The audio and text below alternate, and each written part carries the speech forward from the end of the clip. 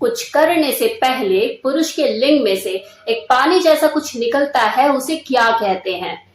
तो डियर, उसे प्रीकम कहते हैं, जो कि ट्रांसपेरेंट वाटरी टाइप एक लिक्विड फॉर्म में होता है, जो कि उसके पी होल में से निकलता है और वो ये संकेत देता है कि अब ये मेल उत्तेजित हो चुका है, सेक्सुअली अराउज हो चुका है, now he is ready for the sex.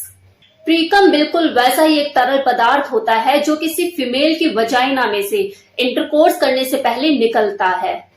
ये उसकी वजाइना में चिकनाहट पैदा कर देता है ताकि घर्षण करने में आसानी हो और इंटरकोर्स स्मूथ वे में हो सके। अब कुछ लोगों की शंका भी होती है कि प्रीकम से क्या बच्चे पैदा हो सकते हैं? तो देखिए, प्रीकम में स्पर्म होने के चांसेस कम ही होते हैं, लेकिन कुछ पुरुष ऐसे होते हैं जिनके प्रीकम में स्मॉल अमाउंट में स्पर्म होता है। तो ऐसे में अगर जो स्पर्म है वो वजाइना में रह जाए तो प्रेगनेंसी के होने के चांसेस बन जाते हैं। और यही वो रीजन है कि वो लोग जो कि पुल आउट मेथड को यूज करते हैं प्रेगनेंसी से बचने के लिए, वो कई बार फेल हो जाते हैं।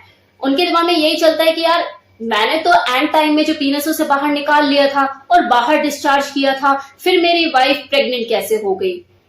तो डियर, आपने जरूर डिस्चार्ज बाहर किया था, लेकिन आपके प्रीकम में स्पर्म मौजूद था, जिसकी वजह से आपकी जो वाइफ है वो प्रेग्नेंट हो गई। अब देखा जाए तो जो पुल आउट मेथड है, ये सुनने में जितना इजी लगता है, एक्चुअल में इतना इजी है नहीं। क्योंकि जब कोई आदमी ऑर्गेज्म को टच कर रहा होता है, वो डिस्चार्ज करने की पोजीशन में होता है, उस वक्त उसे बाहर निकालकर ऑर्गेज्म को रिलीज करना होता है। So it's a really very tough job. अब है कि ये जो पुल आउट मेथड है, क्या इसको यूज करके सेक्सुअल ट्रांसमिटेड डिजीज से बचा जा सकता है?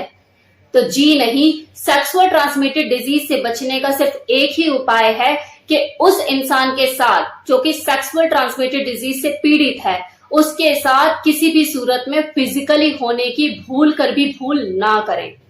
सिर्फ यही एक तरीका है कि आप इस एसटीडी डिजीज से बच सकते हैं। नॉर्मली जो कपल हैं वो पुल आउट मेथड को प्रेफर करना पसंद करते हैं। कॉन्डम वगैरह होने के बावजूद भी वो पुल आउट मेथड को प्रेफर करते हैं। क्या रीजन है इसके पीछे?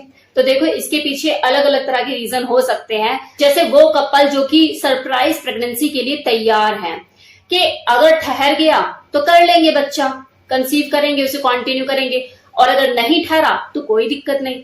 तो वो सरप्राइज प्रेगनेंसी के लिए तैयार है, उन्हें कोई दिक्कत नहीं है, क्योंकि उन्हें बच्चा करना ही है। अगर हो जाता है तो ठीक, नहीं होता तो ठीक। अब दूसरे वो लोग जो कि फ्री माइंड से सेक्स करने की चाहत रखते हैं, जो टोपी चढ़ाकर मजा लेने का शौक नहीं रखते, तो ऐसे लोग भी पुल आउट मेथड को यूज करते हैं। उनके दिमाग में यही चीज चलती है, यार मैं कौन सा HIV पीड़ित हूँ, मुझे कौन सा एड्स हो रहा है, और मैं जो कर रहा हूँ अपने लीगल पार्टनर के साथ कर रहा हूँ, जिसे मैं सदियों से जानता हूँ, तो मैं भी फिजिकली फिट, वो भी फिजिकली ओके, मैं क्यों टोपी चढ़ाकर सेक्स करने का मजा लूं? तो मैं जो घर्षण करूंगा वो बिना कॉन्डम के लूंगा, पुल आउट मेथड का यूज करूंगा। तो ऐसे में जब वो कभी फेल हो जाते हैं तो एक दूसरे को ब्लेम देना शुरू कर देते हैं कि तूने ध्यान नहीं दिया या तूने नहीं बोला, और सर पकड़ के रोते हैं। अब इसमें क्या है कि गलती उस औरत की तो होती ही नहीं है, क्योंकि वो तो एक तरह से फिजिकल और मेंटल दोनों स्तर पे हैंडीकैप सी होती है। सारी लगाम जो होती है वो तो उसके पार्टनर के हाथ में होती है, उस पुरुष के हाथ में होती है जो उसके ऊपर चढ़ा हुआ होता है। तो ऐसे में अगर लगाम छूट जाए तो प्रेगनेंसी के चांसेस बढ़ जाते हैं। इस सिचुएशन में बस फिर एक ही तरीका रह जाता है, बर्थ कंट्रोल पिल लेना, वही 72 घंटे वाली, कि लेने के बाद आप 72 घंटे के अंदर इस पिल को ले लो, तो आपकी जो प्रेगनेंसी के चांसेस है कम हो जाते हैं, और लोग लेते भी हैं।